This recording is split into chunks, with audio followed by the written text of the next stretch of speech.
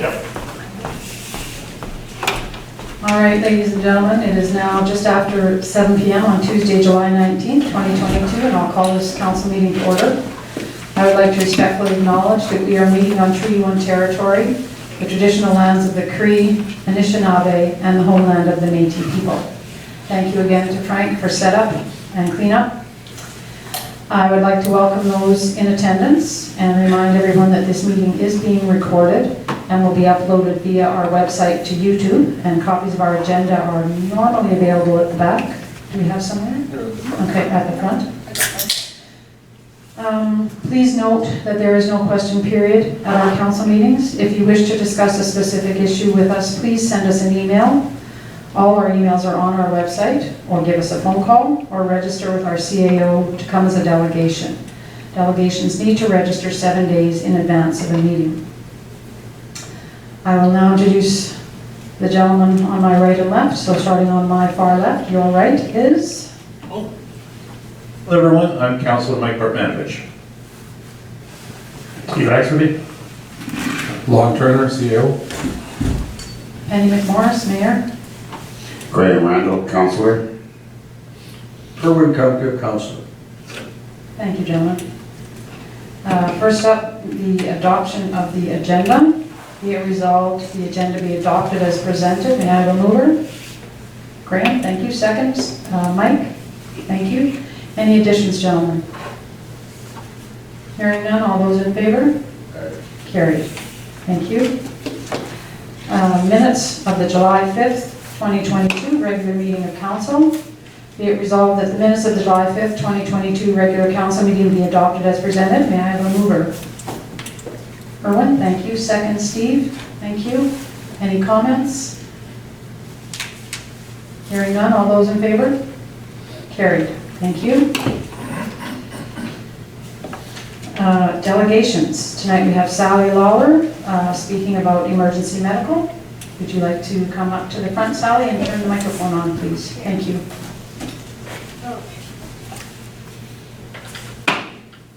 On, just down? I think it's up. Green light. Green light. Okay, got me? Got it. Okay. Actually, this is a very good opening statement after what I've just heard here. Okay. Healthcare may be broken provincially, but hopefully Victoria Beach resources are not. Blaming and fault-finding levels of government, regulatory agencies, and health authorities will not help right now. And that's all I've heard in the last 10 minutes. We as a municipality, permanent residents and cottage residents can improve, maybe not fix, the health predicament we face here. Okay? I feel there are two key components to this. One is knowledge, meaning what exists and how do we access it in the municipality. Second is education. More training for our residents in CPR, defibrillators, first aid classes. And I think that's something the municipality could offer to help in this situation. Okay. This all started because my husband Bob fell at the tennis courts June 24th with a suspected fractured hip. Tennis players there were excellent help. There were RNs, physios, and just athletes who knew how to do first aid. Okay? 911 was called immediately. The wait was well over half an hour before an ambulance arrived. When they came, they were very good. Okay, in the meantime, Bob had passed out 2 to 3 times during that time, trying to get him in the right position. The doctor had not started, our doctor up on Birch Avenue, so a doctor could not attend. There's no doctor there. Court attendants offered help. The shed for the tennis courts was open, and it has an AED in it. Okay, the court attendants are all trained in the use of the AED. I checked with them about that. There was ice applied. Anything they could do was done. Conclusions to that, if this was a cardiac event, the wait was too long, and I don't think Bob would have survived the wait. Okay?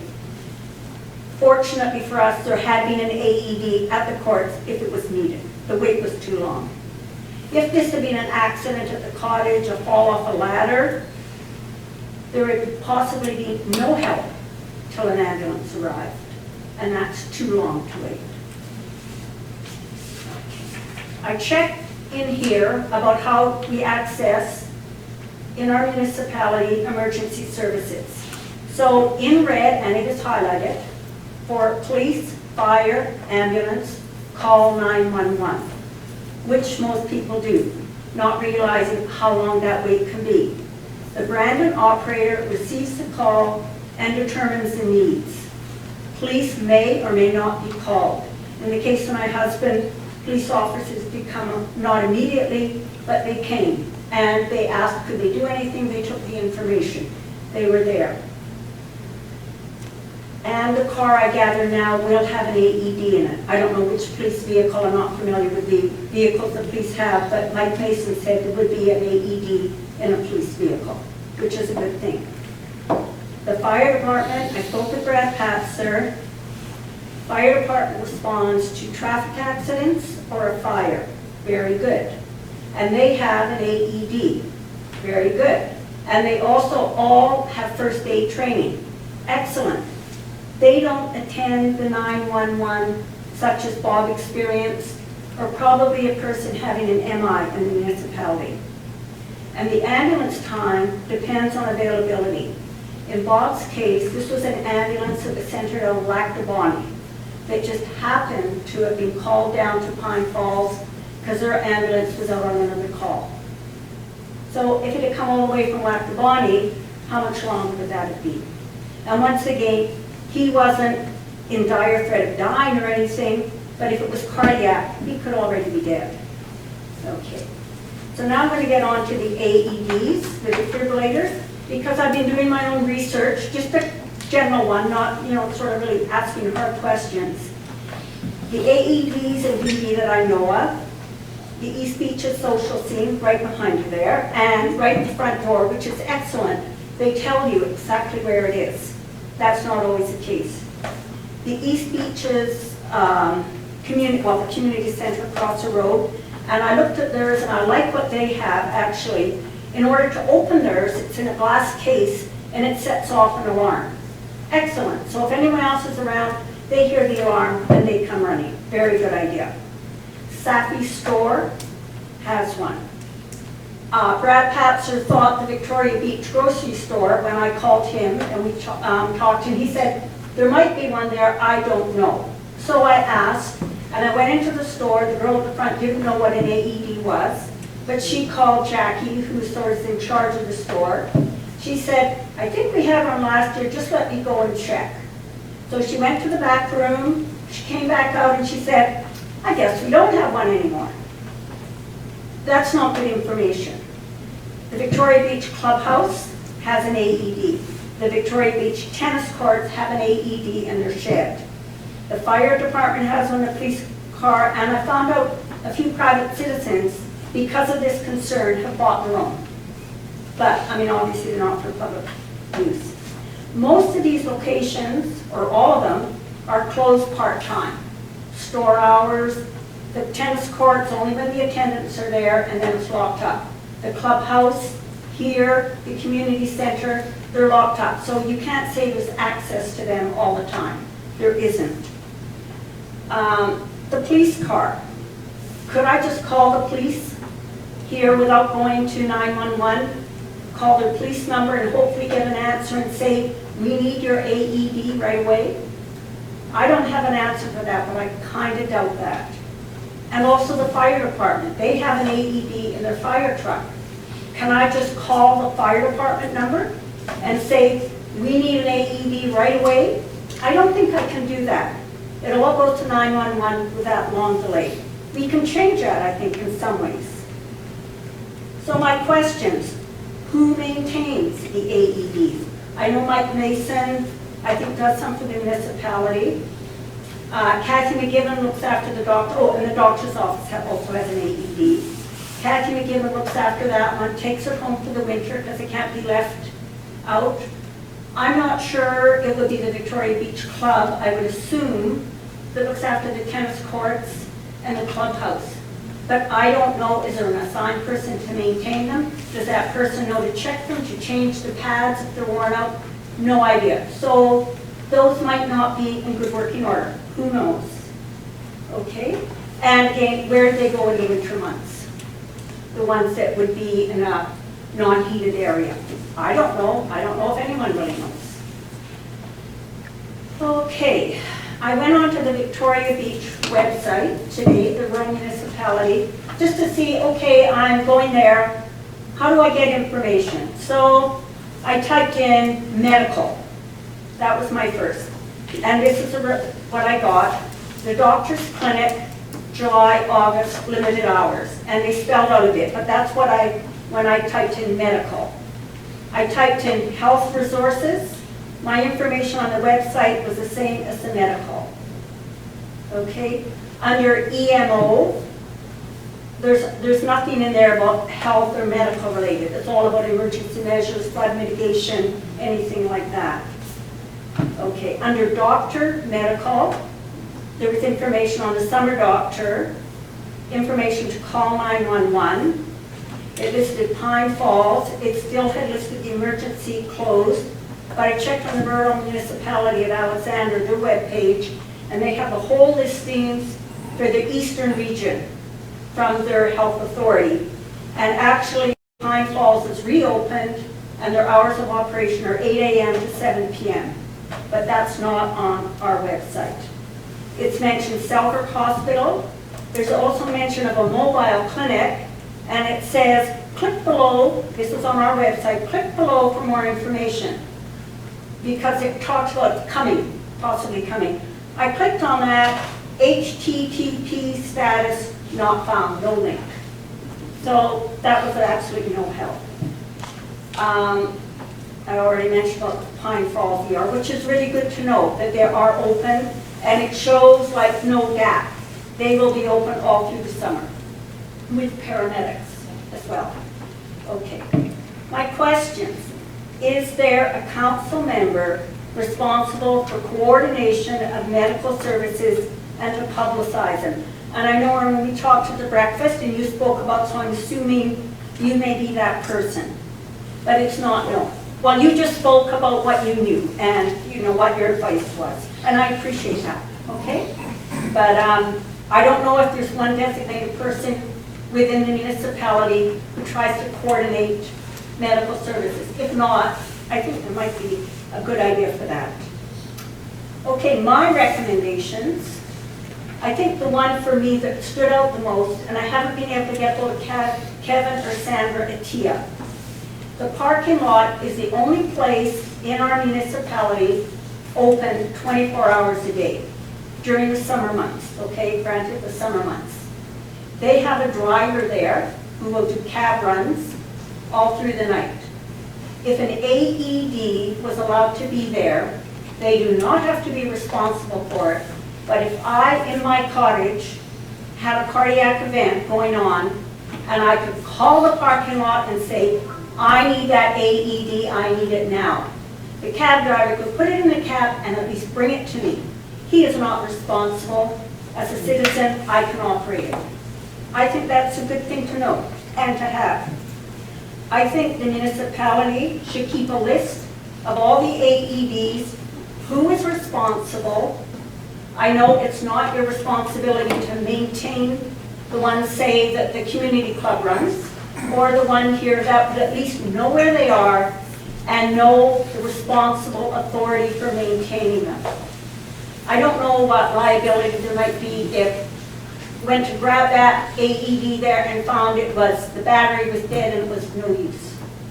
I don't know where that liability lies. Not with the municipality, probably with here. But it wouldn't be a bad idea to have a list and at least one responsible person listed. Okay? I think the RM should publicize, whether it's in the Herald, probably in the summer, because that reaches a lot of people. And the restricted area, you've got to remember, is a little bit harder for people. I mean, we're an aging community, and we don't have vehicles. So some of this knowledge is really important for that area. Outside the restricted area, it is possible to jump in your car and go to emergency help. Not quite as easy in the restricted area. Okay? So I think to know the location of the AEDs and publicize it.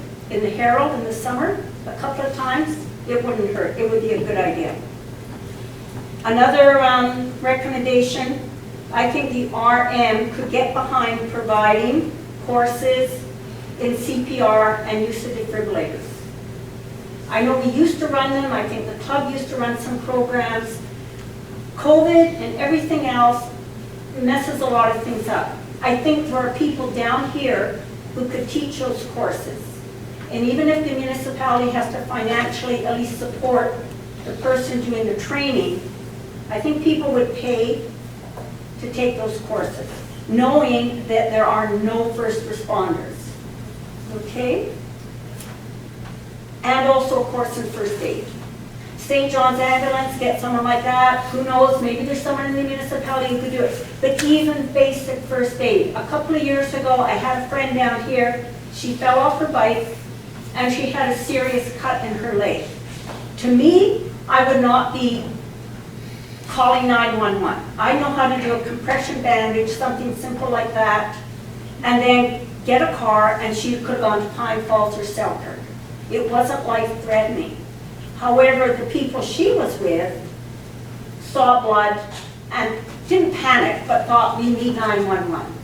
So they waited, the ambulance came, maybe got taken away from another call more important, I don't know. If there had been first responders, they would have come to that call. They would have done a bandage, given her the information, take it, go to Pine Falls. I've been to Pine Falls or stitches, probably lots of people here have. But in that case, no first responders, 911 call, an ambulance comes from wherever, and she's taken to hospital for stitches. That's a waste of healthcare dollars, not necessary.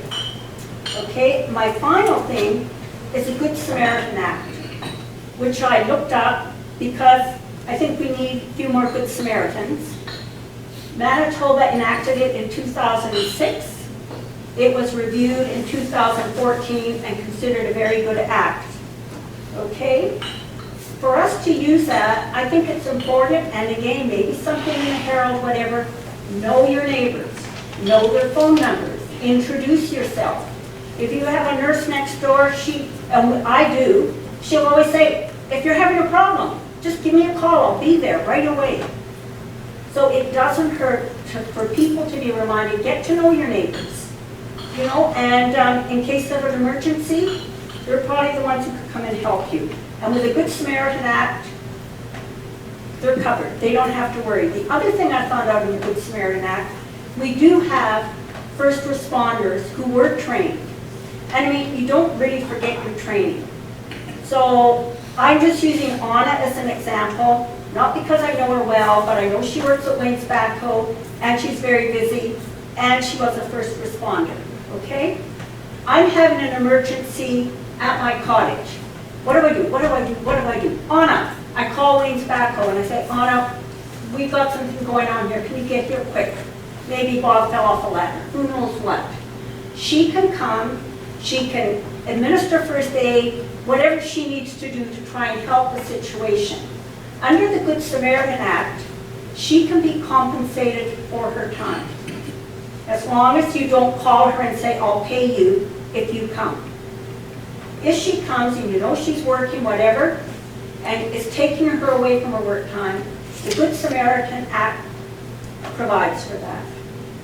So, all I'm saying is, there are things we can do here as a community, and I think we should be looking at that.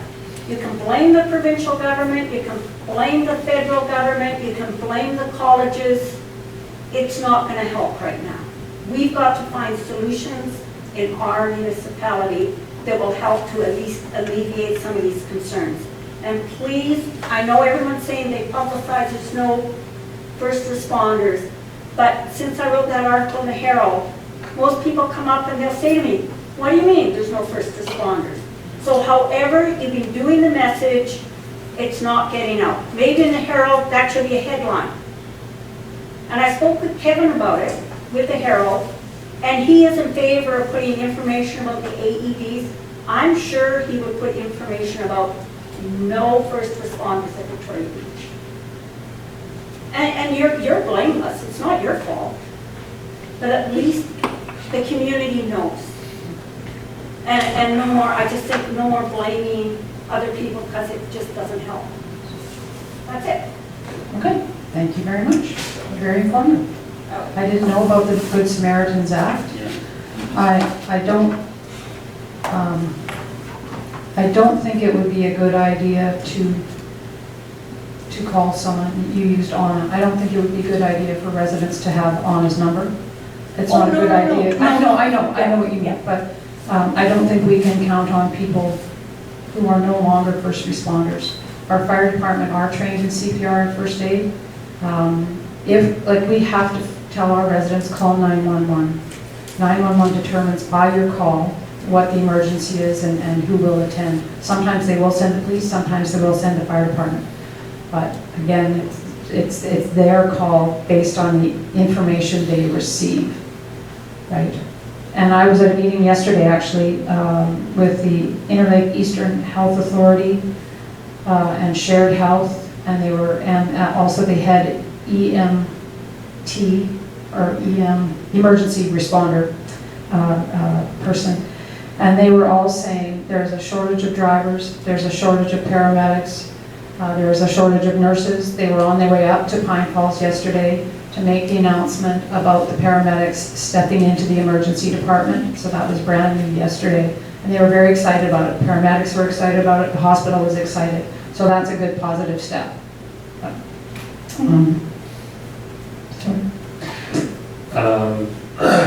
Yeah, so there's a whole bunch of things that you brought up. First of all, I do completely agree that a lot of the things that you point out are a waste of taxpayers' dollars. The fact that, and this is a new announcement that I haven't heard yet, so I'm not 100% clear on it, but previously to this announcement, you might have to wait for 45 minutes while somebody from Southwark came up to get you. It's unreasonable. It is negligent, as far as I'm concerned, when we know that there's a shortage of paramedics, that there's a shortage of first responders, and the shortage of first responders, as you pointed out, is not on us. We sent a message to the province on January 14th. I'm not sure if the AMM has got involved yet. I know that we're trying to work with AMM to get our first responder program back. We're doing everything we possibly can to get our first responder program back. We addressed this multiple times in council meetings. We have put messaging out. I'm responsible for the Herald messages this week, so I'll put it up there. Maybe we can do another blast to let people know once again. I'm very happy to hear that Kevin is willing to put in a whole. No, I haven't been able to ask him yet. I Okay. hope he will. Okay, well, I'll try to follow up with him and see if he is open to it. I would like there to be a front cover, quite frankly, saying that not only do you need to write your MLA, but at the same time, there are no first responders. And that we literally have tried to do everything we possibly can within reason to keep our first responders, and they were stolen from us essentially because of unreasonable requirements that were forced on us. It's not right, and it will cost lives. And I'm so sorry for what you and your family have gone through. It's wrong. I think that putting the list and the map up is a good idea. I'm not sure how far we can go with all of your suggestions. I think that you've made some very good suggestions. I like the courses for the CPR. I'm not sure if we can do that or if we can help one of the local groups get this organized, and if they do publicize it for them. But I think you have run a lot of good things. But I just want to enforce again, we have tried to do everything possible to keep our first responders, and that program was taken from us. Can I just quickly add to that? Do you want me to go up there? Okay. It just gets it better on the, I don't know, I didn't turn it off, sorry. I spoke to Mike Mason about that. The education committee of the council the College of Paramedics in Manitoba instituted new requirements, and we all know that. Originally, it was about 130 hours in order for a first responder. They said 360. Mike and his committee fought it, and they got it down to 320. So that would cost, he said, approximately $5,000 for the course, plus it would cost $600 a year to register. You have to register every year now in order to be a practicing first responder. Okay, if the municipality thought this was worthwhile, would they consider helping to subsidize people down here who said, I take that course? We have discussed that briefly, or I have discussed that with our fire chief. And the problem is partly COVID. When COVID hit, the first responders weren't comfortable going into homes, right? And didn't have all the PPE that they needed.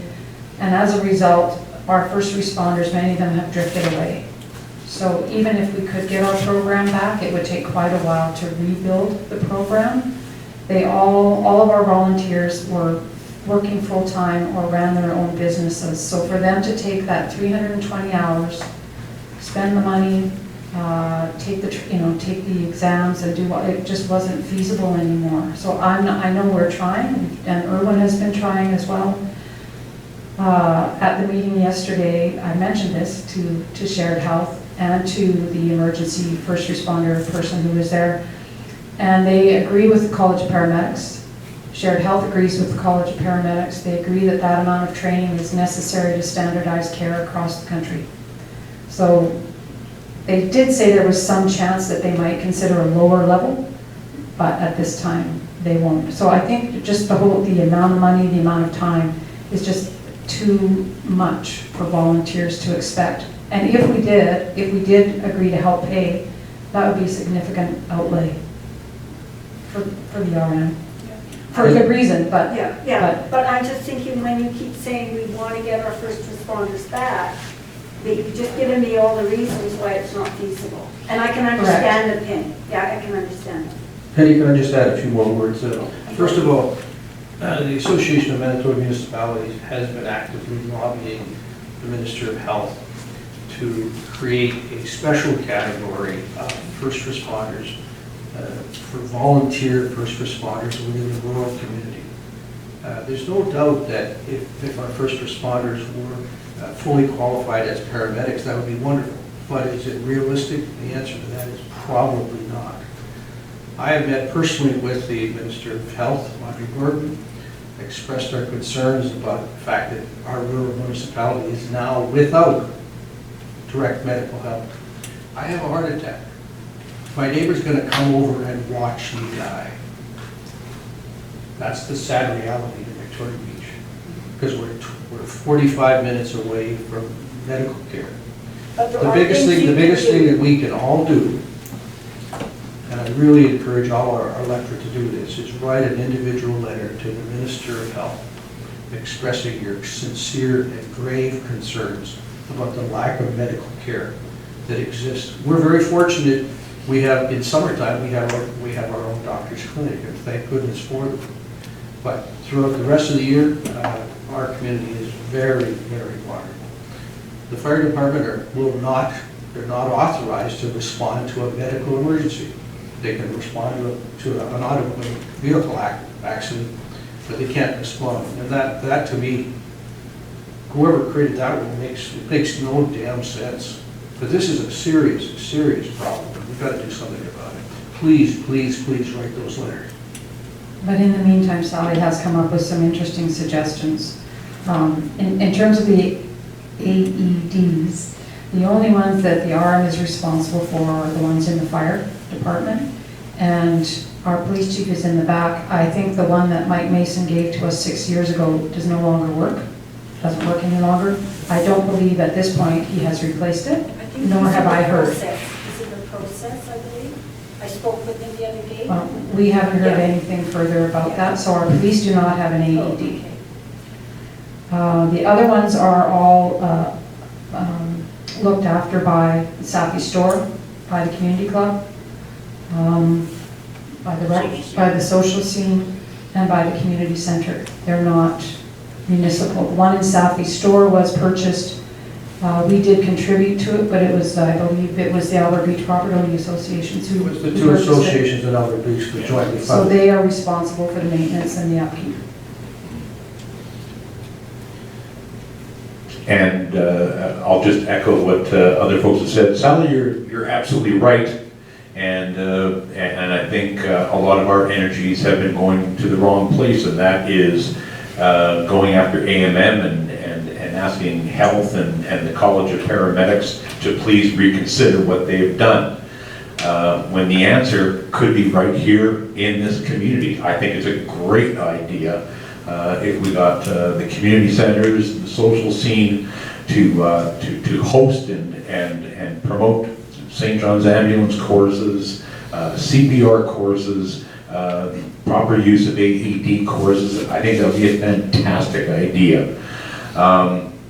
As for communications, you have to go to the Alexander website to find out that the Pine Falls Health Center ER had reopened. Well, we did actually post that same information.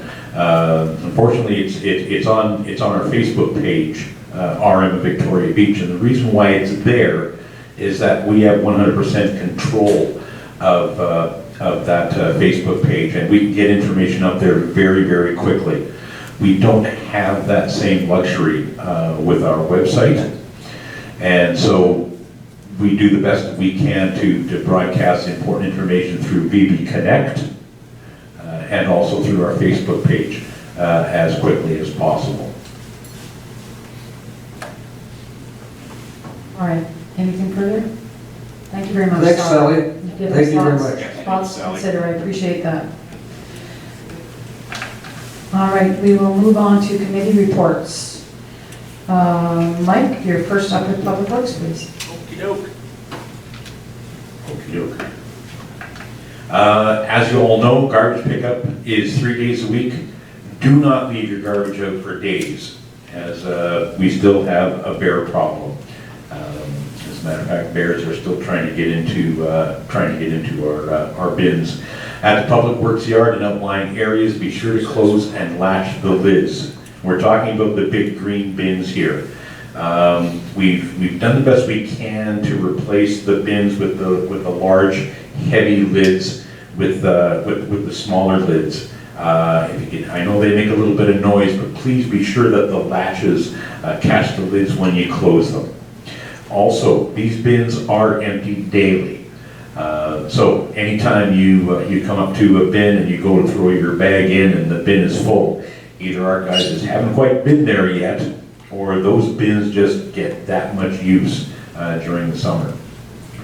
High water and wave action have impacted some areas of Victoria Beach. Repairs have been made to the breached sections of the dike in Wanising, and the Albert Beach dike is being monitored. We're also watching for overland flooding in the Mike Bay area and other points in the southwest corner. The 80-hour brush contract with the Tree Whisperer is finished. Unfortunately, with the huge amounts of brush brought on by this past winter with heavy snowfalls, with some of the storms that we've had this year that are all following on like 5 years of almost drought conditions, there's a ton of bush out there. Unfortunately, huge piles of brush still remain even after the contract is complete. Now, Tree Whisperer has had to move on to other emergencies and could not stay past the contracted time. So our Public Works folks are doing whatever they can to pick up this brush, and council is actively discussing other alternatives to getting the brush situation resolved. In the meantime, folks, while you're worrying about the excess amount of brush piles, please don't add more brush to the piles. The deadline for getting your brush out to the roadside is over. Okay, the next date for fall pickup is October 17th to 31st. No new brush should be coming to the roadways. Bag leaves will still be picked up as time permits. Grass and flower beds are being attended to on an ongoing basis. Tam and his small but dedicated crew are doing a great job. Dead and dangerous trees are looked at and removed as time permits, but again, a lot of our efforts are taking a look at ensuring that areas that are potentially affected by flood are being looked after. Public Works has a very long list of trees and don't have the manpower or equipment at this time to deal with all of them, so they get to them as quickly as they can. As always, if you have a request from Public Works, please use the e-service request function on the RM website. Water samples, as always, from Victoria Beach, Albert Beach, and the fire hall are taken regularly throughout the summer and submitted to the lab in Winnipeg for mandatory testing. This is an independent lab, and we have done very well in terms of receiving good test results. Roads are constantly being graded and repaired. Water leaks are repaired as they are reported. I understand there are a couple of small ones that our guys are looking at right now. Civic signs. If you don't have a civic sign, please consider getting a civic sign for your property. The cost is $60, and they will be, if you order one now, it will be installed in time for this fall, and the deadline to order is September 8th. And I hate having to say this one over and over and over again, folks, but appliances, barbecues, furniture, beds, mattresses, hot water tanks, etc. must be transported by residents to the Traverse Bay landfill site. You can pick up a pass for the Traverse Bay landfill for Public Works or at the information office at the gate. Anything besides recycling and household bagged garbage, anything besides those two things do not belong in the Public Works yard, so please keep them out. Finally, Public Works asks to let everybody know that the emergency or after hours number to contact Public Works is 204-756-2568. Thank you. Thank you, Mike. All right. Finance. Councilor Duncan. It's always my pleasure to report very favorable financial results. The results that we're looking at today are for June 30th, 2022. The reserves of the municipality stand at $879,000, and that is up $87,000 over last year. Our accounts receivable and miscellaneous assets at the end of June stood at $3,613,000. And that's down $160,000 over last year. Now that's good because when the receivables are down, that means we're collecting. So good on administration, and thank you to our ratepayers for paying their taxes promptly. Our cash balance stood at $803,000, and that's up $347,000 over last year. So again, thank you for those ratepayers who are paying their taxes on a very timely basis. Our operating surplus stood at $1,568,000, and that's up $168,000 over this time last year. If we combine our reserves, our cash, and our receivables, and that sum is the amount of money that's available to pay our bills, we're standing at $5,248,000, and that's up $252,000 over last year. So we're in good financial shape. Our tangible capital assets at the end of June stood at $2,421,000, and that's down $6,000 over last year. That's a minor variation, just timing. So again, my compliments to our administration and staff. They continue to be very efficient in their operations and excellent work. This will be my last financial report. It's been an honor to serve as finance chair over the last 4 years. That responsibility will be transferred over to Ian Chadsey. He is a qualified, certified general accountant, and I'm sure he'll do an excellent job going forward. Thank you for the opportunity to serve the municipality. Thank you, Rowan. Steve? No, I just wanted to say that because we're in work, we have much stronger picture as to where things were when we first started and where things are now. It's not for a lack of what the office could do. It was just simply the fact that Erwin was on top of things in his position, and because of his hard work, then now we have an actual historical record of how we've been doing. So because of that, we have much more information now to work moving forward. So I just wanted to thank Erwin for that work. Thank you. All right. Thank you, gentlemen. Moving on, protective services, fire. Steve? Oh, it's a long one today. Okay. So, for last month, the fire department received 9 calls in the month. They went from fires that involved the quick spreading tree fluff to flooding that involved rescuing people from their homes, and also from the high waters, rescuing people from a vehicle that was upside down, submerged in high level waters, and the dishes. The bottom line is that they were very busy. One of the things I'd like to mention is that the tree fluff that is from poplars is actually the first time Victoria Beach had ever seen it. And it was documented is that when the poplars release all that tree fluff, it is highly flammable. And so now, because we're going through these drought water cycles, you're going to see a lot more of that. So I'll try to remind you next year before it comes up, but it is extremely flammable. So please don't try to play with it, because there's videos online of people trying to light it to see how fast it'll move. It lights fast. That's all you need to know. It's faster than you can walk. So the fire department had 6 calls in the Arm of Alexander. 3 calls were related to touching to trees, touching hydro lines. 1 accidental tree fluff ignition that spread to jeopardize 6 structures in a matter of minutes. Again, it moves very quickly. You don't need to play with it. 1 rescue from a flooded structure, and 1 rescue from an upside down vehicle. There were 2 calls in the Arm of Victoria Beach. 1 hydro related call, and 1 fire that spread quickly through the tree fluff to jeopardize a number of structures in a matter of minutes. The fire department also received 1 mutual aid request from the East Beaches Fire Department, and they continue to train and maintain their equipment and gear in preparation for a possibly busy summer season.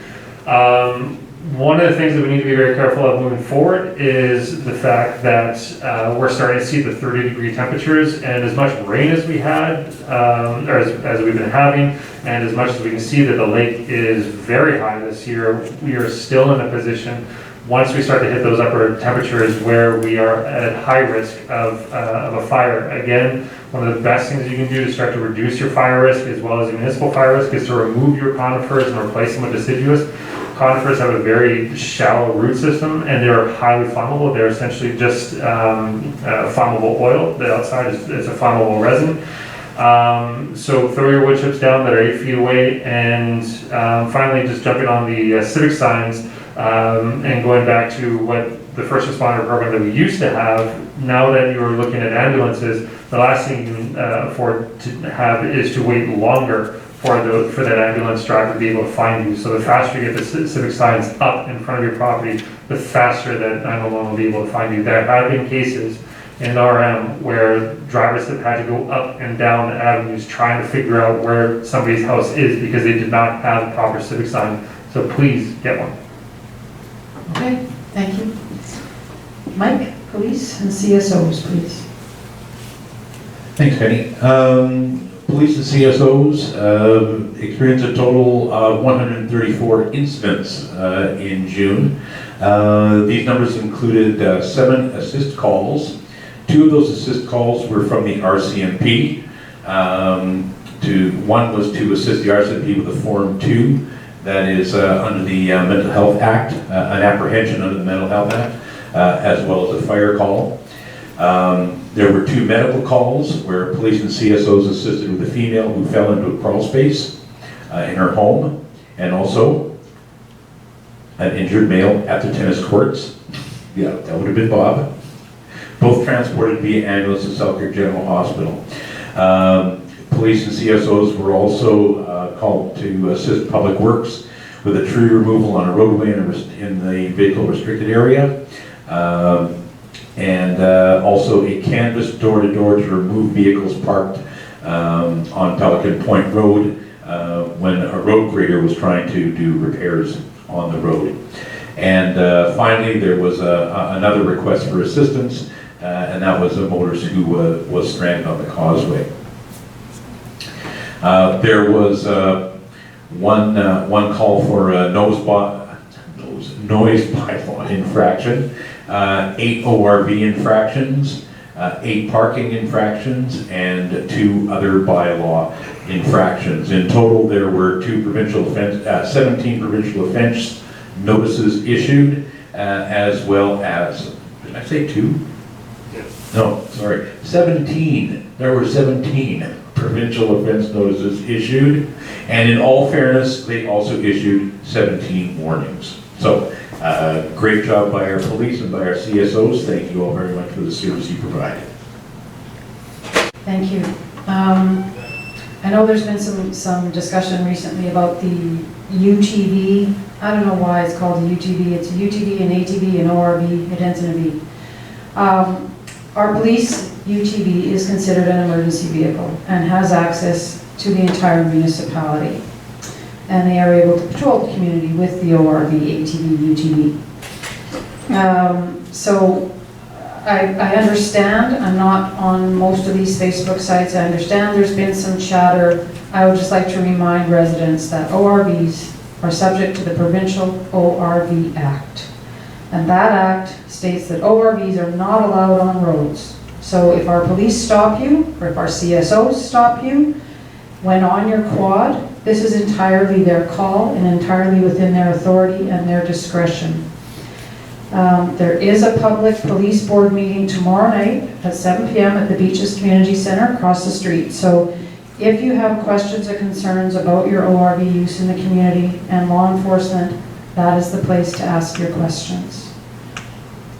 Steve? No one else to say before you attend. If you have any questions, then you can reference the ORV Act. All right.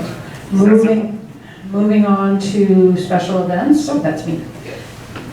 I would just like to invite all members of the community to please join our new council and our CAO for our swearing-in ceremony on Monday, July 25th at 10:30 a.m. across the street at Beaches Community Center. And we will be around to chat after the swearing-in. Summer Winds is this weekend. Lots of community events at the August long weekend, including tennis tournaments, adult dance, some events at Safi's. And we have a special events form that's been revised, special event permit request form coming up a little later in the agenda. So that's it for special events. Going on to golf course for Mike. The course is in fabulous shape. The brand new tee boxes that Carl and his staff built late last year and went to and put to seed. The seeding strategy is paying off. They look great, as does the rest of the course. The weather, of course, unfortunately, number of folks stepping up to the tee box is down a little bit. But if we can get this rain to go away, hopefully the numbers will get back up to where they were last year. It's a great course to go to. Thanks, Mike. And I understand the ladies tournament is sold out. I think it's this week. Next week. Is it next week? Next week, Huh. yeah, 22nd. The next is on Friday. Okay, men's is on Friday. All right, thank you. Municipal buildings, Graham.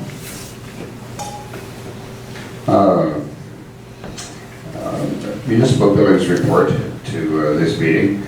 I've categorized it by subject for simplicity. Let's start with the bakery. All the bills have been paid and allocated to the appropriate accounts, with the exception of the electric bill from DMD and the plumbing bill that we're expecting from Poirier.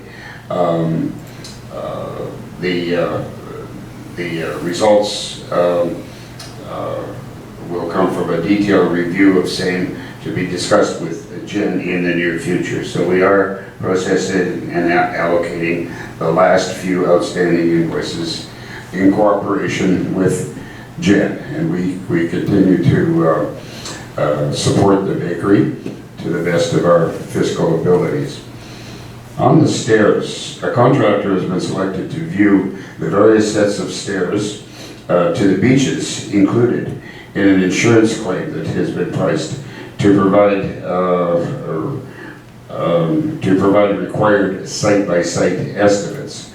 Some of the sets of stairs still have to be evaluated for inclusion on that list, and this is a work in progress as lake levels permit. Fortunately, there's a 2-year window of claim on the eligibility, and it may very well take that long. However, the tender has been awarded for the site preparation for the long overdue number 4 Bayview steps. On the golf course, Mike didn't mention it. Well, he often steals my thunder, but he left me this one. Thanks, Mike. The much needed additional storage shed for lockers has been completed this past week on time and within budget, thanks in no small measure to Deck Dynasty, who was our contractor. On the Moonlight Inn, our contractor has been selected to provide an estimate on the remedial repairs as outlined in the report by CKP last year. Posters of the proposed renovation plans have been provided to Aaron to help stimulate some public interest and input. Moving on to police housing. I'm glad to report that a suitable home has been selected to accommodate our Assistant Chief Constable, Audie Rexhealer, for the winter months when their cottage at Grand Beach is closed for the season. A lease agreement and an inspection report has been provided by our CAO and will be implemented in the near future. The location is on Hampton Road, and it's rather a small house, but Audie and his wife Carol have indicated that they think it's just fine and it meets all of their needs. Meanwhile, negotiations continue for the purchase of a 3-bedroom bungalow to fulfill our ongoing obligation to the police service, the bungalow being intended for the Assistant Chief Constable. That's still on the books, and we do hope to come up with a suitable building for that in due course. And that's the municipal billings report. Thank you. Thank you, Graham. Moving on to the Doctors Committee, Robin, please. Just a reminder that the Doctors Clinic is functioning. The hours have been posted in the Herald, and it's on our website. One quick reminder, we're only allowed to have one patient and someone accompanying them in the waiting room at any one time. So if you arrive at the clinic and there's someone in the waiting room, there are benches outside, so if you just remain outside. So that's a COVID regulation. But otherwise, I've not heard of any problems, nothing unusual to report. And again, we're just very, very fortunate to have that medical service in our community. Thanks, Robin. Communications, Mike or Steve? Well, I get to take over Facebook pretty soon, that I'm really looking forward to. One of the things that came up a little while ago when we were having our public hearings was the fact that so many people said that they didn't know about the hearing and maybe we could have done a little bit better. And I might be the very first person to say that, sure, we can do better. We can always try harder. But we have put up notices. It is extremely important that when people are coming out to say that they don't know all these things, that you're checking Connect, you're checking Facebook, you're checking the website. I think one of the things that we really need to do moving forward is to centralize everything. There are ways that we can ensure that we can make one post to our website and then hook it up directly to Facebook, directly to Twitter, or whatever we want to do. But we need to start centralizing our communications, because to have split communications is only starting to create problems. And again, this needs a retooling of our website. That being said, everybody needs to sign up for Connect. We mention this every single meeting. And when you do not use your exterior address. Use your Victoria Beach address, so then that way you can, you're able to be in the emergency system. Not only is it an emergency system, we use it for very important communications as well. So please sign up for Connect. We say this every single meeting. Please check the actual Facebook page. Don't check the other pages. The Victoria Beach Community Interest page has 1.7 thousand subscribers. We have 653. The Victoria Beach Community Interest page is not Victoria Beach. Our end of Victoria Beach is Victoria Beach. You will get all of your information there that you need to get. So please follow that particular Facebook page and you will get only what we are trying to communicate to you. It is closed, the communication is closed for a very specific reason, because we don't want it to be a chat group. It is meant for an information page only. And as for the Herald, I will try to put as much of that information up as possible, and I'll try to keep going with putting up that emergency information as we move forward. Okay, thank you. And thank you, Mike, for all your efforts over the years and for getting our Facebook page up and running and manning it. And all your efforts actually over the last 4 years. Very much appreciated. Thank you. Summer Information Office. That is me. I'm very proud of the team we have at the Information Office this summer. They've handled some very interesting situations with respect and maturity.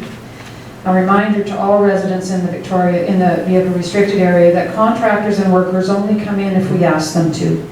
They do not come into the VRA looking for work. They are coming here because they have the work. So maybe we should all consider that what we are getting done, or who we are asking to come in to get the work done, and whether or not that work can be done before July or after August. One of the complaints we often hear is there are too many vehicles. They don't come in unless we ask them to come in. So it's all of our responsibility to try and limit who we have to come in to get some work done, when possible. And every year there are people who abuse the vehicle pass system, who abuse our staff, and who argue that it's only one car, it's only one trip. What does that matter? Please respect our employees and respect the reason that you purchased or rented in the vehicle restricted area. That's all I have to say. Building inspector. Sorry, Steve. If you abuse our staff, you will have your permit revoked. We won't tolerate it when you start to abuse our staff. I just wanted to put that out there because I saw it the other day, and the person seemed very free and very willing to start yelling at our staff. So, yeah, it's just, we won't tolerate it. Do you happen to intervene? It was just ending as I was walking over. Okay, thank you. Building inspector, Graham? As usual, our thanks to our building inspector Curtis Baudouin for his timely report. This is, of course, for the month of June. Out of the permits issued, one was to lift and level, there was one demolition, 2 developments, 2 bunkhouses, 2 decks, one renovation, 3 additions, 2 sheds, 1 fence, 1 barbecue. Presumably that's a constructed enclosure. 1 for plumbing and 1 for main building. So there's a very nice mix of work going on. The value of permits for the month of June was $311,000. And the permit fees collected in June were $6,056. And the more interesting year-to-date figure, year-to-date value of permits is $3.2 million. So we're running pretty close to last year's record pace. And the permit fees collected year-to-date is $37,000, which once again will, when you boil it all down, it'll exceed what our building inspector costs us and costs our taxpayers. So the guy's paying for himself. He's doing a hell of a job. Thanks, Graham. Accessibility, we are still hoping to move forward with our accessibility project in Albert Beach. Council has agreed to pause this project to consult with stakeholders, and we would like to set up a committee meeting in August for that. So we will be discussing that with a few of the stakeholders that we've heard from already and determining who will be on the committee and how we'll move forward. And we just had a call for, what was it we had to send something into New Horizons for Seniors, the grant program. We had to send them an update. So we've completed that, and it should be in the mail or by email, going back to them shortly, so thank you for that. Heritage and Trails, Steve?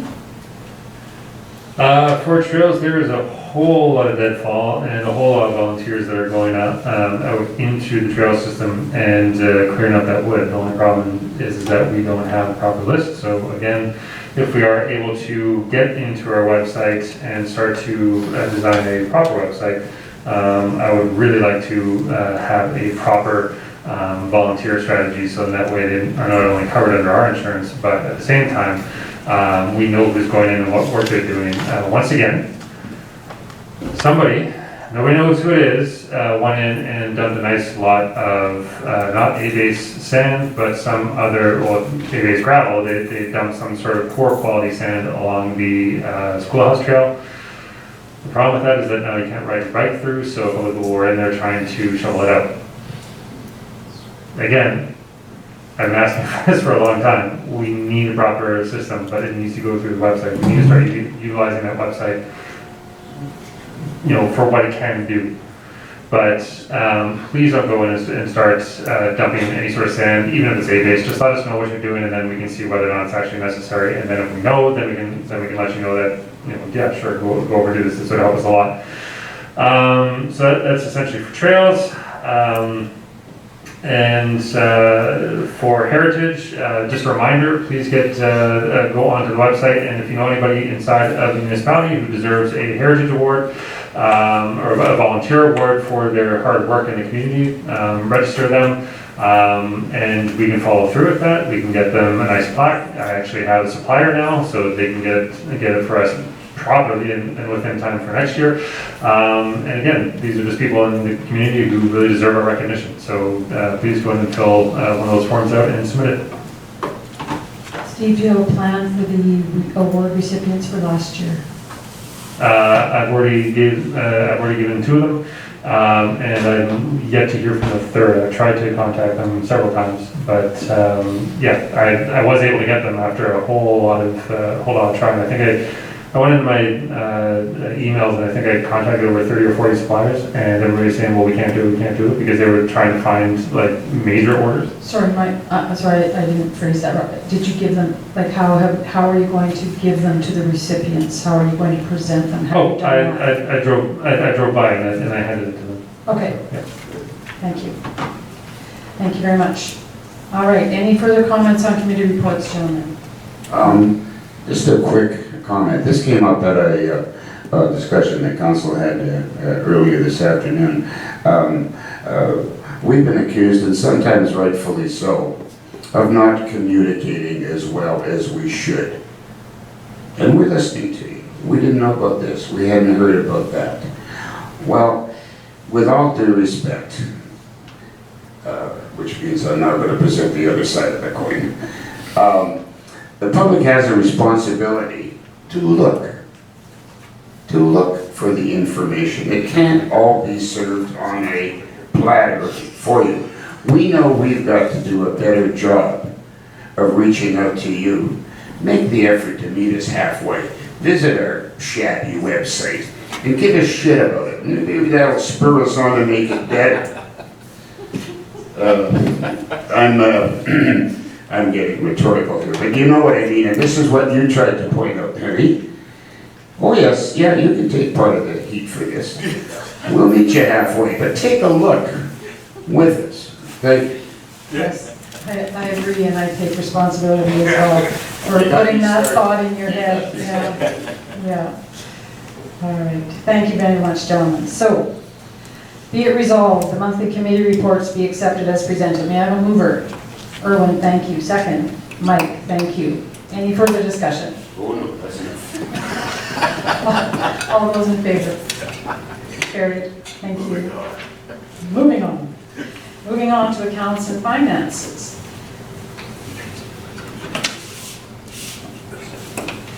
All right. Be it resolved that the following list of accounts be approved for payment. Accounts payable checks 10370 to 10426 in the amount of $268,757.26. CIBC Visa dated 21st of June 2022 for $1,441.48. May I have a mover, please? Erwin, thank you. Second. Could you say the big number You again? want the big number again? Yeah. I blow it every time. Is that why you're asking me to do it Yeah, again? consistent. I'm consistent. $268,757.26. Thank you. Thank you for that minor correction. Thanks. As always, I have reviewed the list of accounts payable. There are two notable items. One, the dust control contract has been completed in the amount of approximately $48,000. And the second big item is we have now spent a little over $91,000 repairing the Wanasing Beach dike. And we're not done yet. That dike came very, very close to breaching, and I want to compliment Graham and his group of contractors who worked very, very hard and very, very quickly to get that dike repaired. And let's hope it holds. Don't forget to mention that we hope to get most of that money back. That's what I was saying. With a little bit of paperwork, more likely a lot of paperwork to be completed by Lon, and we hope to get most of that money recovered from the DFA. That's a government reimbursement program. 80%. Thank you. Yes, hopefully 80% from disaster financial assistance. But we shall see. All right, thank you. Any further discussion? It was Mike. Mike. I don't like to point out one thing, regardless of whether or not we get the money back or not, we should, but I just want to say that every penny of it is well worth it, because, again, there was a lot at stake, so, yeah. Thank you. All right, any further discussion? All those in favor? Carried, thank you. No business arising from the previous minutes, so we will move on to other business. The revised special events form. Be it resolved to approve the revised special event permit form as attached in Schedule A, that special event organizers can fill out and submit to the RM for approval to avoid fines associated with noise and parking bylaws. And I have to say this to council, because we are revising the resolution in a short period of time after passing the previous resolution, I need to make sure that the same councillor moves it and the same councillor seconds it. So that would be moved by Councillor Randall. Great. Carried. Thank you. And seconded by Councillor Bartmanovich. Agreed. Carried. Okay, pardon me, thank you. So a little bit of discussion on this, if we may. I was going back and forth a little bit on the weekend with our police board chair, and she was in discussion with our police chief about a slightly different wording on this form. So with council's indulgence, where it says, if approved, this permit presents, I would like to change it to, if approved, this permit allows a temporary exemption from the noise and parking bylaws, comma, at the discretion of law enforcement officers. I feel this gives the law enforcement officers a little more authority instead of the way it was worded previously. Are there any comments or concerns of that wording? Yeah. No concerns about the wording. I just want to confirm my understanding that this form in its present form has been vetted and approved by our chief constable. It's my understanding that that Chief Constable Paul and our police board chair were in agreement. Yes. That's good enough for me. Thanks. All right. So any further discussion? All those in favor? Carried. Thank you very much. With the changes to the wording which Lon has. Got it. Thank you very much. EMO webinars, 2022 mitigation and preparedness. Be it resolved,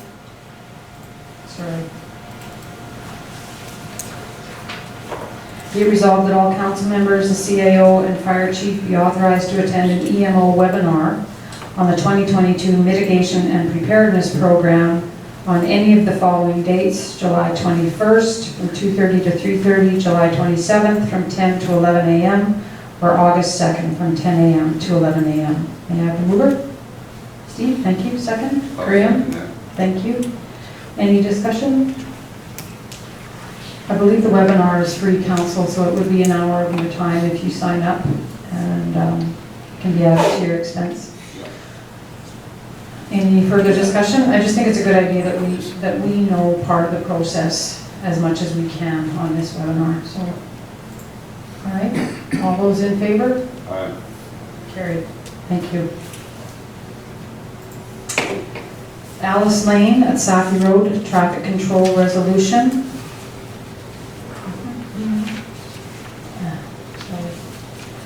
All right, the resolution reads, whereas it has been determined that the municipal road allowance located immediately to the north of the intersection of Safi Road and Pitt Road is extremely busy with increased traffic flows coming from the Arm of Alexander parking lot located on Pitt Road. And whereas the local property owners along Traverse Avenue are very concerned about the safety of pedestrians and cyclists. And whereas the Albert Beach Association Plage Albert are also concerned about the safety of residents and their children and grandchildren. And whereas many of the local residents, including the Girl Guide camp operators, support this resolution, be it resolved that for the months of July and August each year, temporary traffic barricades be placed at the entrance to the municipal road allowance located immediately to the north of the intersection of Safi Road and Pitt Road to prevent vehicle traffic from entering the municipal road allowance. Further be it resolved, a local resident-only traffic sign shall be placed at the entrance to Playden Lane at Safi Road. May I have a mover? Erwin, thank you. Second? Steve, thank you. Discussion? Erwin? Let me speak to this. When the RMF Alexander allowed or created the parking lot located just south of Safi Road on Pitt, it has in the last 3 years created what I believe is, and many of my residents agree, it is the busiest, most dangerous 100-yard strip of roadway in all of Victoria Beach. On a Saturday and Sunday in July and August, it's a steady flow of cars back and forth. Many times people will drive their cars down to the end of the road beside the Girl Guide camp, drop off their kids and their chairs and whatever. Then they're forced to back up into what is a blind corner where you can't see what's coming around, and then they drive up. The other day we saw a young person, spin their tires going back up. All at the same time, there's kids walking down from the parking lot, there's kids from our area walking out, our grandchildren are riding their bikes. It just becomes very, very unsafe. Now, as far as blocking off the access, we are not blocking access to the local cottage owners. My wife and I are going to have to drive a little further down the road and come in the back way. Traverse Avenue is essentially a loop that runs from Safi down Elise, or the little no-name, we call it the no-name lane. It doesn't have a street sign on it. You drive down that little lane, down past the pump house, and then back out to Safi. So now we're just going to have to drive down Safi and come in the back way. It's a small inconvenience to provide for a much safer situation. That road is just plain dangerous, and we need to restrict access. We can't make the parking lot go away, much as I'd like to see it go away. But many people in the municipality, they just don't realize how bad the traffic has become. I mean, how many people in this room have actually come and spent some time on a Saturday afternoon or a Sunday afternoon to watch the traffic? It's not unusual to have 3 cars stacked up one behind the other, dropping off their stuff. So what we're simply asking is, for the same reason the vehicle restricted area was created about 90 years ago, we want our little lane to be safe and hazard-free and reduce the traffic flow so that it's safe for everyone, including the people who will park in the parking lot and walk down. We're not restricting access to the beach by foot traffic or bicycles. We're just saying no cars, no trucks. Thank you.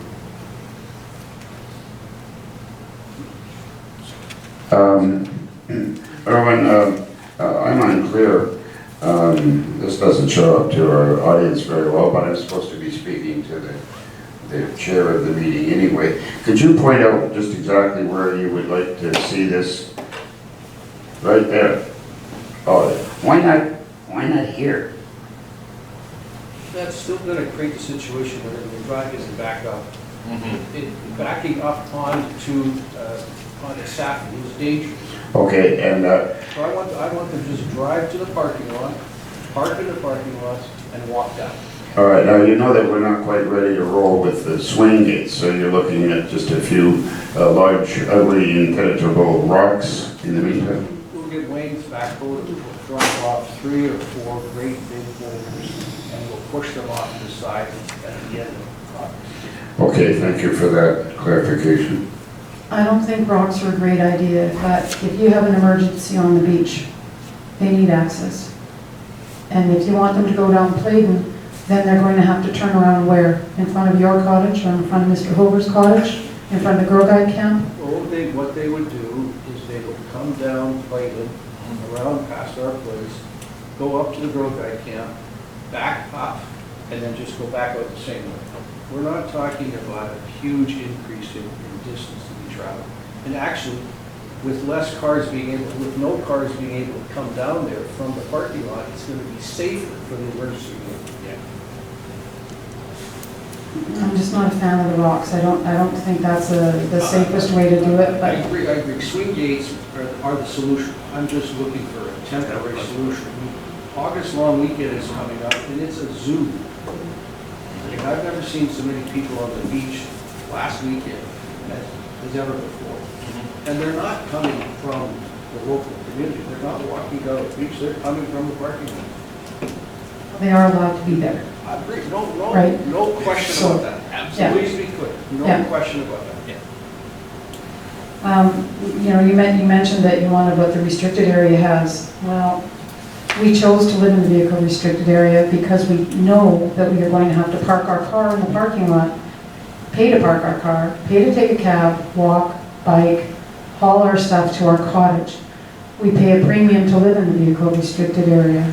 But I certainly do sympathize with the extra traffic. You've been very vocal and very upfront about that. I understand that parking lot on Pitt Road is exacerbating all of your problems, probably causing most of your problems down there. And we know we can't get rid of it. I don't disagree with the local traffic only signage. How do you see monitoring that or enforcing that? I was hoping we could get the assistance of our local police and CSOs. In education, a few warning signals and fines for repeat offenders would be appropriate. When someone drives into the VRA, what happens? Usually they get away with it, unfortunately, because they can't get caught. You call the police, don't you? Yes, we do. Well, why couldn't we do the same thing? But the vehicle restricted area is closed to traffic, essentially. I'm just trying to put it into context. You're closing it to local traffic only. Well, what if I say I'm local? There always will be people who will try to weasel around the rules. Correct. I think this solution will reduce substantially the traffic flow, and over time, with some education, with some enforcement, we can make it work. You know, the traffic, the children, the adults, the cyclists, the pedestrians, they're at serious risk. We have to do something to change that. Any other comments, Council? Mike? I think it's a good deterrent to a very, very real problem in Albert Beach. Erwin, do you think that the word temporary should be inserted into this bylaw? I thought it was. I'm just looking for it. Temporary traffic. Okay. It's a resolution, not a bylaw, and there's no fines attached to it. Yeah. So that's a good point. There are no fines for people who do drive in there. Okay. It's just for the months of July and August. I think you missed Lon's comment. It's a resolution, so there are no fines attached to a resolution. I don't think there needs to be fines. But the traffic flow, local traffic, that becomes a very violation if the person's not local. We don't have anything to charge them under. Well, they don't It's a- necessarily have to be charged. No. They can argue with the rock, you know, that, Graham, you're absolutely right. Arguing with the rock is gonna dissuade 90% of the people that would otherwise drive up that road. Yeah. So it's a great idea. It's an acceptable deterrent, and we can look at like a stronger measure later, but at the very least right now, it is a deterrent that will help to lessen the congestion down there. And quite honestly, I would say that on October 27th, because October 26th is Alexander's election, I would say on October 27th, we repeat our previous request to close that insert word parking lot down, because it is affecting us. It doesn't affect Alexander. They don't want it there, like the residents in that area don't want it there anyway. But it's directly affecting us. It costs us money for the beach cleanup, for livability in the area. And this is not the first time that we've heard this. Like, it has been through our entire term that we've heard all the problems with that beach, including the cost to clean the thing up, including the cost to clean the excrement that is left around that area up. Again, I say on October 27th, we send a message saying, please shut it down. We've already asked you previously, and if they don't, then we go to the province. But anyway, I'm all for this because it helps to reduce some of the congestion there. yeah, let's speak to the resolution on the table if we could, please. Thank you. All It all right. comes down to the same problem. Yeah, you're. Yeah, I know that seems to be the main problem. All right. It has been moved and seconded, so is there any further discussion? All those in favor? Carried. Thank you. The residents of Albert Beach, thank you.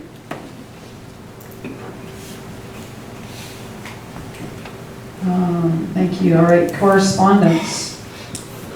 Community build. Community build. Community build board. You're right, community builder membership with beaches of 59. Be it resolved to approve a community builder membership with beaches of 59. May I have a mover? Mike, thank you. Second? I'll second. Graham, thank you. Discussion? Mike? What this is about is,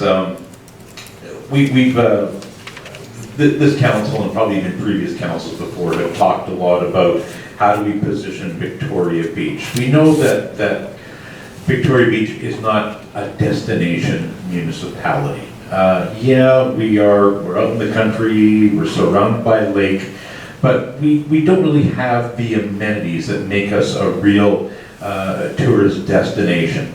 Okay, people see the highway signs on Highway 59 for Grand Beach and then Victoria Beach just up ahead. So they figure, oh boy, another Grand Beach. And then they get here and then we have problems with them because they have come so far. There's no place to park. There are no washrooms. There are precious few refuse receptacles around. So what do? Well, while we're here, we're going to park illegally. We're going to spend the day on the beach. We're going to leave our garbage behind and we're going to pee in the lake. Or worse. Beaches of 59 is an issue that started up just a year or two ago. And essentially its purpose is to promote, just as it says, the beaches up the east side of Lake Winnipeg on Highway 59. We've discussed this before, and because we aren't a destination municipality, we decided not to pursue this. And then I got to thinking, and we're talking with a couple of people and saying, well, instead of just using this as a device instead of using it as a device to try and promote ourselves, I mean, there are a lot of great things about Victoria Beach that we can promote. We've got two great community-based venues, the social scene, the community center. We've got a bakery, we've got a historic restaurant, we've got two great stores, and we with restaurants and gift shops in Elbert Beach and such. But again, we're not Grand Beach. Beaches of 59 has a reach that is much farther than any social media platform that the RM itself is currently on. So I thought, well, instead of just promoting what we are, this could also give us the platform to promote what we aren't. And that is, give folks fair warning that if you do come to Victoria Beach, yes, the beaches are here to enjoy, the shopping and the restaurants are here, not very many, but we have them. But keep in mind, if you want to go to the bakery or the Moonlight Inn, you're going to pay to park. If you try out one of the beaches somewhere else in the municipality, there's no parking on any street or lane. And it's these things that people aren't prepared for, I think, is what causes us the biggest problem. So if we had a platform where we could truly describe to travelers what Victoria Beach does have to offer and what it doesn't have to offer, is going to be a great service to travelers to this destination. And I think it's going to be a great service to the residents of the RM, who may not be as convenienced as much by folks who come out here and just don't realize what amenities we maybe don't have.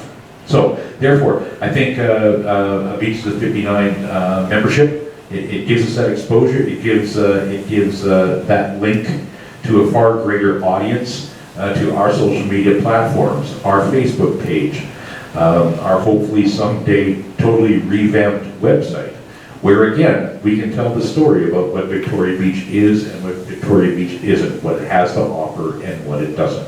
So people can make an informed decision before they come up to Victoria Beach. Thank you. Go ahead, Graham. Mike, that was probably the longest promo for a $159 expense I've ever heard.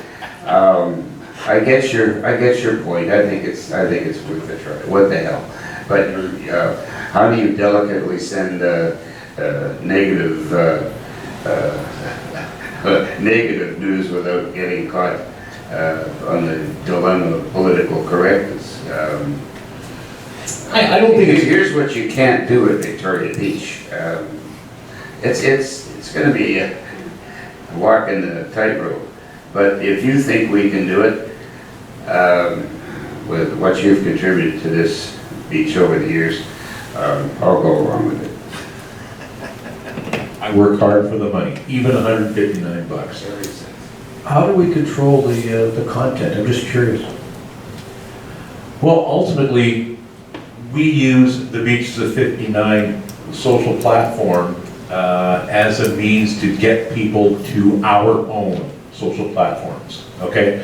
The information on Beaches of 59 would be fairly minimal, okay? What we basically want them to do is when they get to Beaches of 59, when they want to discover everything that there is up Highway 59 on the east side of the lake, and they see Victoria Beach, click here. Now people are reading about Victoria Beach, what we want them to know about Victoria Beach. I'm not convinced. I know you aren't. You know, we don't promote ourselves as a tourist destination. We have limited facilities. Can't park on any road, lane, street, boulevard. Now we can't we can't even go into Albert Beach in one area. You can't, you can't drive into the vehicle restricted area. You can't, No. I mean, it should just be no fun, Victoria Beach.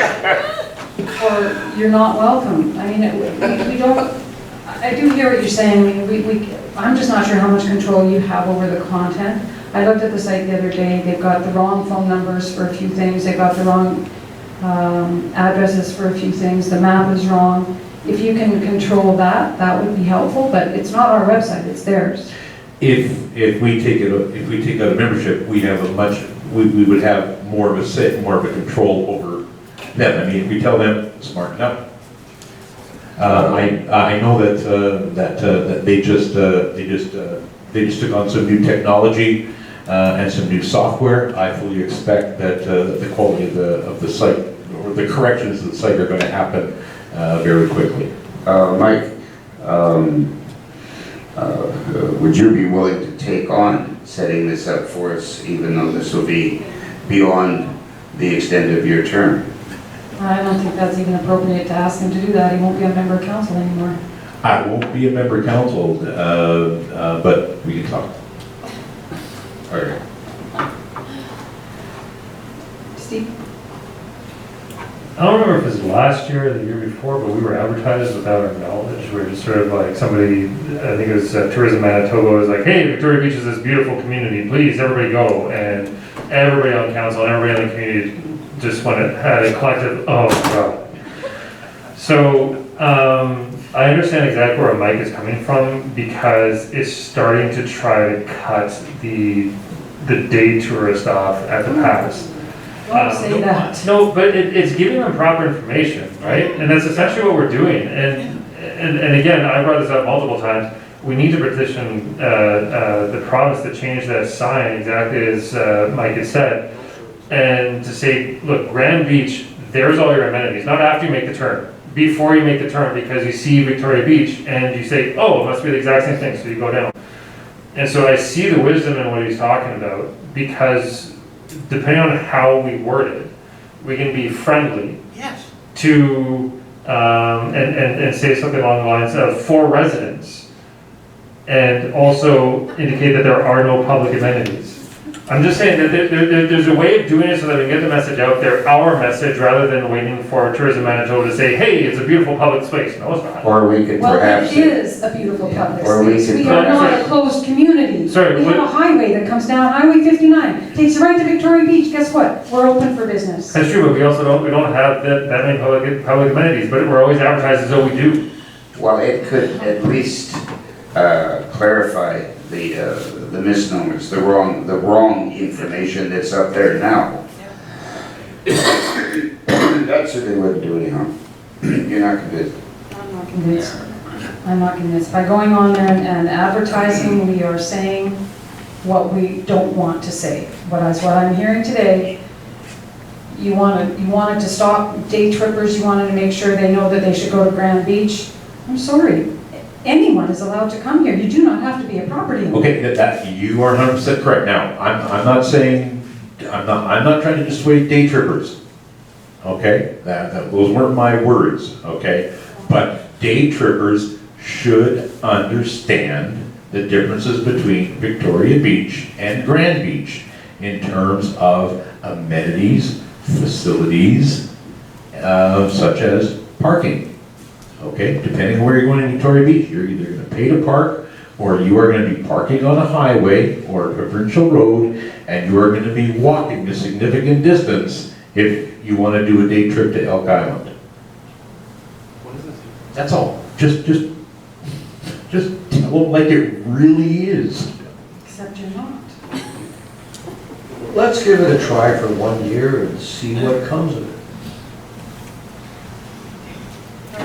Grant? And, yeah, well, let's try it for a year. At the very least, correct the misinformation that's up there. And maybe as a citizen volunteer, we could drag Mike into helping to set it up. He said we could talk. You all heard that right. He said we could talk. Okay. He didn't say what it would cost us to talk to him. Well, we'll worry about the details later. The first one is always on the house. I will personally write the content that the Beaches of 59 points people to. I did notice there were 3 different memberships. Is the 159, does that allow you those freedoms? It does indeed. Remember, Yeah. all they are is a vehicle to get people from their computers to our website where we can give them our information. Our information will not reside with Beaches of 59. We want Beaches of 59 to be a conduit to get people to our information. Legal. Something. All right, thank you, gentlemen. Any further discussion? All those in favor? Aye. Opposed? Okay. Carried. And I respect that. Thank you, carried. See your point. All righty, correspondence. Now I'm at correspondence. Now we, Mike touched on this earlier. We have had some correspondence from residents regarding the brush piles and the pickup and the chipping. We did have a note in the council news on July 15th in the Herald and again in the upcoming Herald. As you heard, our contractor finished his hours and got a quarter of the municipality done. Public Works has gone out to some of the outlying areas, Albert Beach, Wanasing, Sprague, Mike Bay, some in Sandy Bay. So Public Works is doing their best to get the outlying areas done. Council is working on a solution for the restricted area, the vehicle restricted area, that will probably involve some heavy equipment. So we need residents to be aware and stay out of the way when this does happen, when we announce this. We did contact various companies locally and in the city to see if they could help us. They were all booked solid and unable to assist. We do know it's a serious problem. We do know it's a fire risk. We do know it's unsightly. We do want to get it out of the avenues and out of the roads and the streets. But there are a few hitches we're working through. I think we do need to have a serious discussion going forward though about whether we chip or whether we pick up or whether we do a combination of both, because we cannot let this happen again. yeah, the present brushing system twice a year, it started many years ago. And it's kind of grown out of control. It's to carry on with what we have been offering right now is quite frankly beyond our means. So we've got to come up with an alternate system that'll satisfy the needs and expectations of our tax-paying public and get the job done. This meeting was held specifically today to look at alternatives to getting caught up within the vehicle restricted area.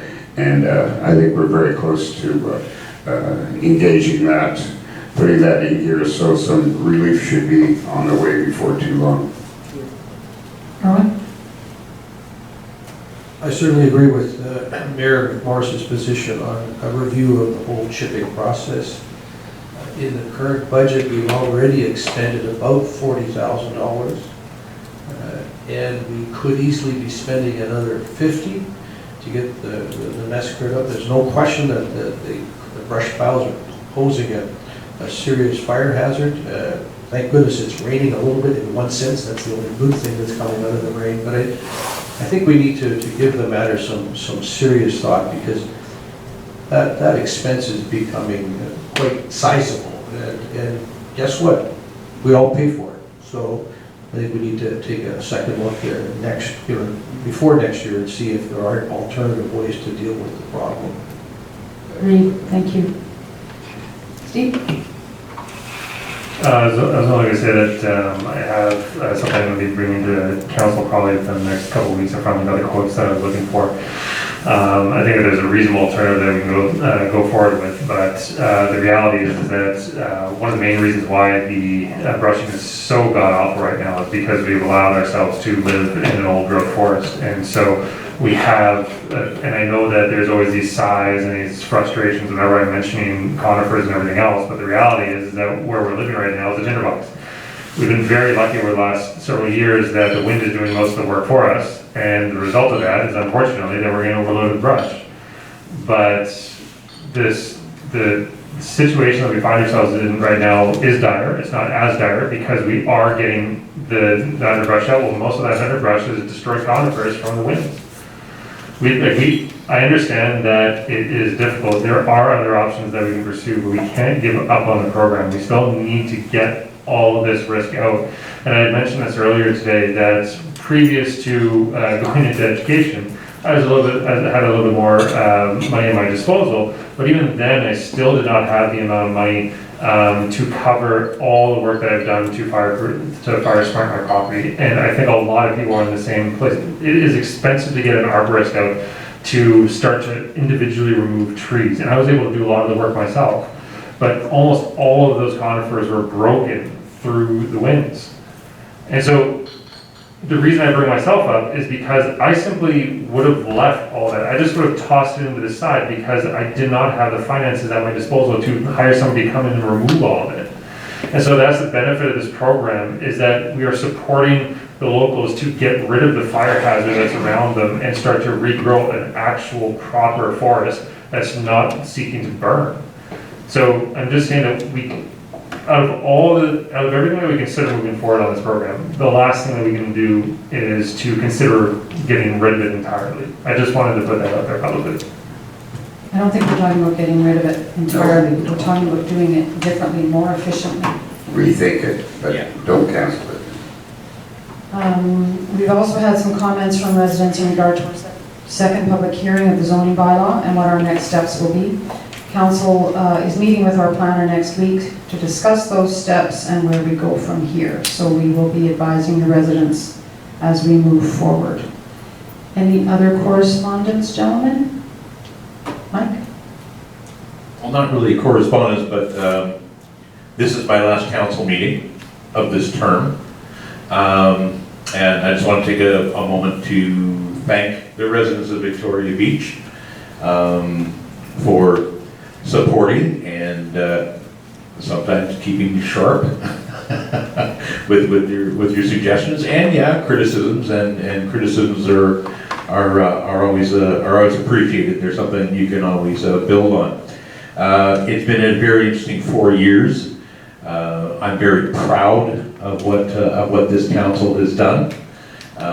It's been my absolute pleasure to work with Erwin and Graham and Penny and Steve, and for the last 3 months, Lon, just as it was a pleasure to work with Raymond. And Raymond, thanks again for your support of a fledgling council. We've done some really cool stuff. We've done some great stuff. I leave a couple of projects incomplete, but I'd like to keep my hand in them to see them through completion. One of them being the implementation of bear-resistant garbage bins for pickup. The moving and consolidation of our large green bins and our recycling to a new fence facility just to the west of the Public Works building, so we can get that mess out of the Public Works yard. The hiring of our current chief constable and Constable Rex Seidler, who I was also a part of, and also the inception and the creation in a real hurry of the Community Safety Officer program here in Victoria Beach, and I had the benefit of not only having Tony Eyre, who many of you know previously as a constable, as our senior CSO, who helped me put the program together. Mo back there, who's also served as a constable, came back with a wealth of experience that he was able to take on the CSO role. And also Lacey and Marcus, who aren't here tonight. These 4 folks made up our first edition of our CSO complement, and from all indications, they've done themselves proud, and they've certainly done me proud. So thanks to them, thanks to the residents, and thank you, council.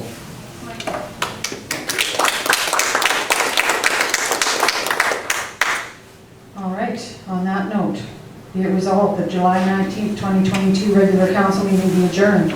Next regular council meeting to be held on August 2nd, 2022, here at Social Scene at 7 p.m. You have a mover? Oh, can I? Oh, you may.